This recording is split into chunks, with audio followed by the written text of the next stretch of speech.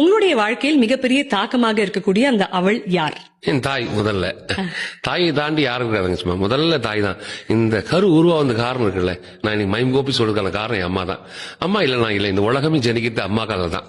அந்த அம்மா இல்ல அப்படின்னா நான் கருவிலே காணாம போயிருப்பேன். நான் ஒரு ஆத்மாவே வெளியே வந்திருக்க மாட்டேன். அது காரணம் அம்மா தான்.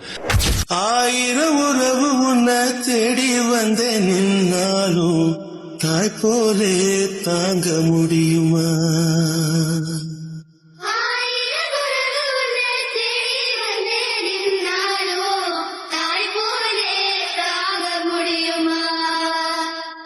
உன்னையும் என்னையும் படிச்சதிங்க யாருடா?